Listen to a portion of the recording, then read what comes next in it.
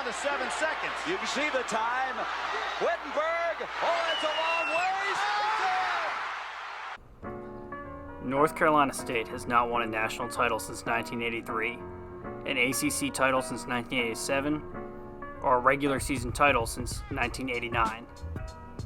In recent years, from 2010 to 2020, they did appear in 5 NCAA tournaments, making the Sweet 16 twice in 2012 and 2015, but they followed that 2015 season with 2 consecutive losing seasons, going a combined 9-27 in the ACC. Add in the recruiting violations, and inevitably came a coaching change.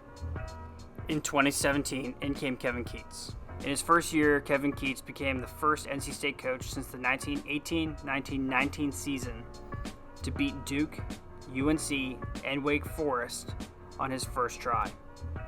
He took the team, a projected 12 seed in the ACC, and managed to tie for 3rd place, then lost in the first round of the NCAA to Seton Hall. Through 3 years, Keatts went 65-26, had 1 run at the NCAA that first year, and then another run at the NIT, and a big question mark in 2020. In 2020, they were scheduled to play Duke in the quarterfinal of the ACC when COVID ended the season early. So that brings us to year 4 of Keatts.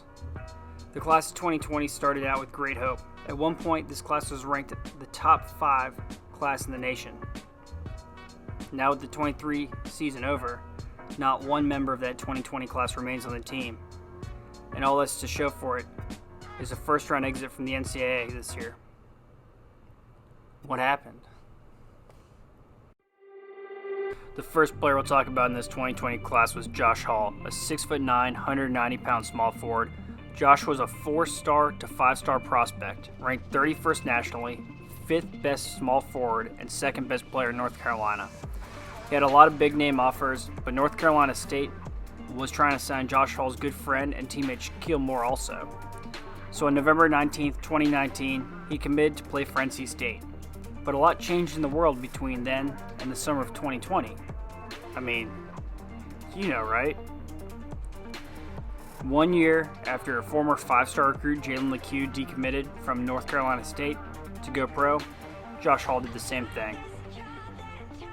Now, in the wake of the conference tournaments being canceled midway through, and the entire NCAA tournament being canceled in the 2020 season, the decision, looking back, makes a lot of sense.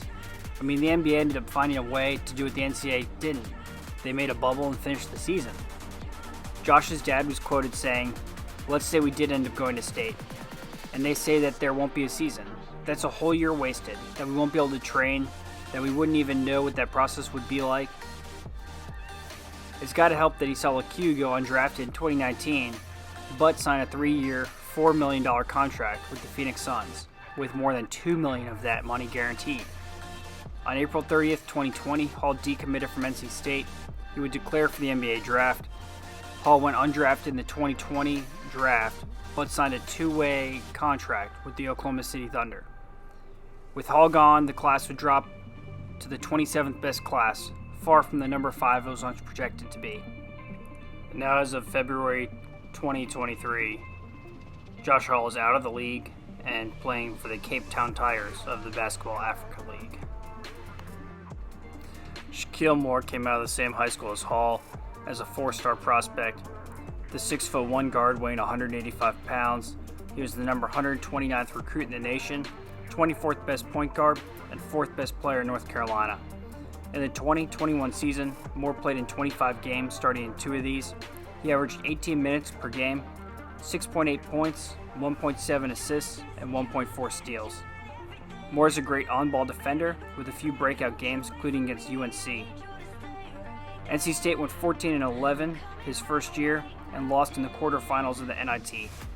After the season, Moore transferred to Mississippi State, who had him as a top target in their 2020 recruiting class the year before.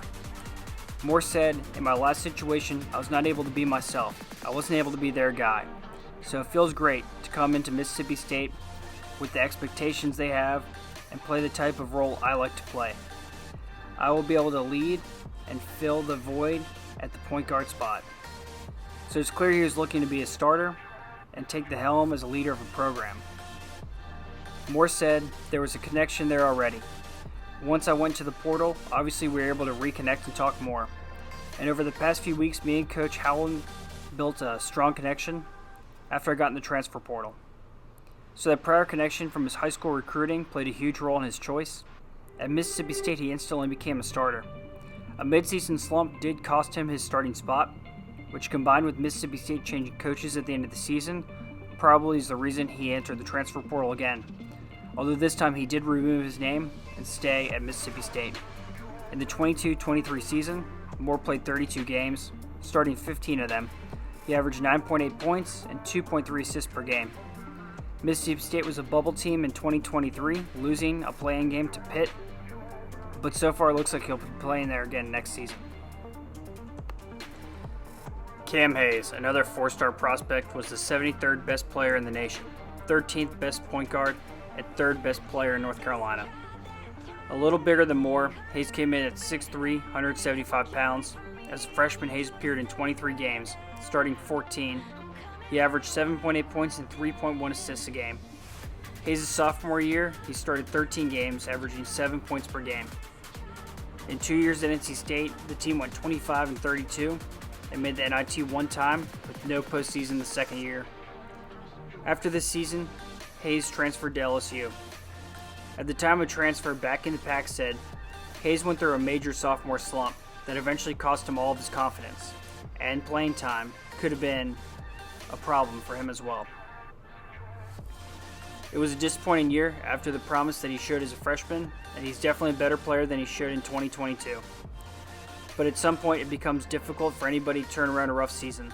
I suspect that Cam will benefit from a change of scenery, and that will help him wipe the slate clean. He definitely can be a solid player on a good power conference team, but it could be that it was never going to be the case in Raleigh. All the best to him. When he went to LSU, they went 14-19 in the 22-23 season and missed the postseason. Cam had a season average of 8.1 points per game and a career game against South Carolina where he put up 25 points, 8 rebounds, and 3 steals. Hopefully he can keep improving, as it looks like he'll be staying there next year. NC State signed power forward Nick Farrar, a 3-star, 6'7", 230-pound recruit from North Carolina, ranked 177th nationally, 40th in power forward, and 6th in the state of North Carolina. Nick ended up only playing 7 games for North Carolina State, scoring a total of 5 points and only logging 23 minutes on the court. This could have been part of the rotation, but also Farrar dealt with injuries in the 2021 season. After the season, Nick transferred to College of Charleston, playing in 28 games, while starting in 2 of them. He averaged 5.6 points per game. After that, Nick transferred to UNC Wilmington, a team that just won their conference and the CBI tournament.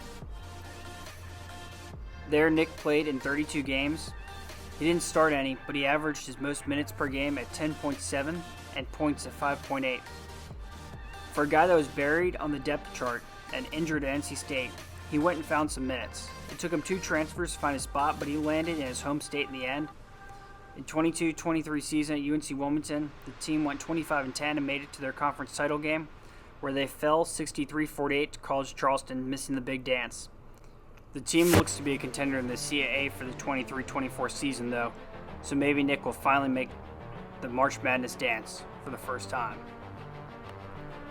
Then there's the only out-of-state recruit in the class, EB, or Ebenezer Dwana. The 316th best prospect in the nation, 55th center, and 17th best player in Georgia. At 6'10", 220 pounds, he looked to be a positive force in the paint for a North Carolina State, although a very raw prospect.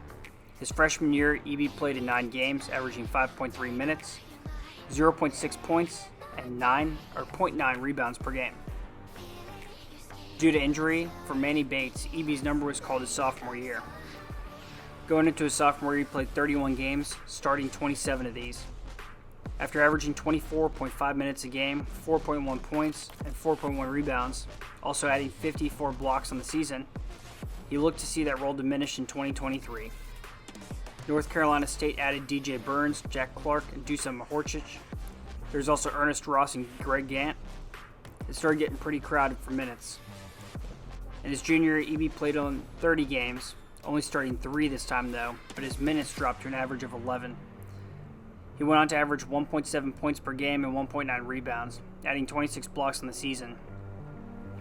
Looking ahead to the 23-24 season, DJ Burns has 1 year of eligibility left, Mahorcic is trying to get a medical waiver, Ernest Ross is coming back, NC State added the 7'1" Isaiah Miranda mid-season, who reclassified and hasn't seen the court yet.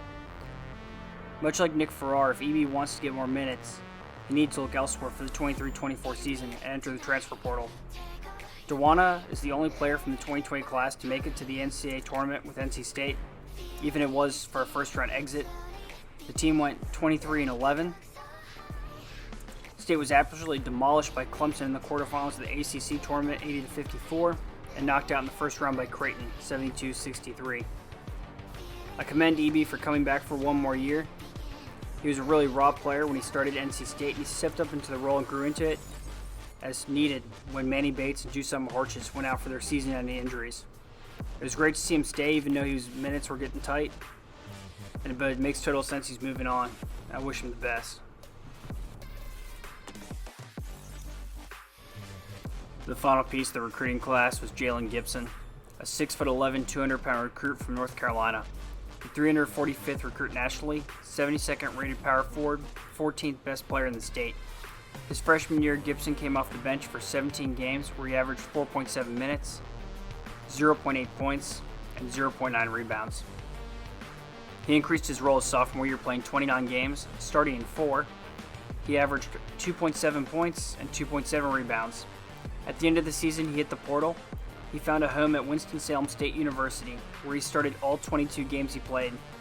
Gibson averaged 26.6 minutes, 10.7 points per game, while adding 17 blocks and 8 steals on the season. The head coach for Winston-Salem State, Cleo Hill Jr., said, "I think he wanted something different, and by that I mean a smaller school. And the fact that he knew Coach Beckwith helped us." After looking at the numbers, I'd say not only did Gibson find what he was looking for in the portal, he was thriving in it. With EB leaving after the 22-23 season, the entire class is gone. What was briefly a top 5 recruiting class ended seasons later, with 1 trip to the NIT, 1 to the NCAA, and a first-round exit. Of the 6 players, 1 briefly played in the G League and is now playing in Africa. 2 went to play for SEC schools, where they are solid role players with a chance to be team leaders next season. 1 transferred twice to end up in the CAA, and 1 went down to D2 and is loving it. The last one's now looking for a new home as we speak. While NC State did finally return to the NCAA for the first time since Coach Keats' first year, I'd argue it had almost nothing to do with his 2020 recruiting class, and everything to do with guys from the transfer portal last year and Taquavion Smith. Without Josh Hall, the class really fell apart. The guards didn't fit Keats' system well, and the bigs were replaced by players in the portal and future classes. The 2020 class, while briefly top 5 in the country, had a chance to be one of the best ever for NC State, one that you dream of making a deep run with, but even then, that's all it became, a dream.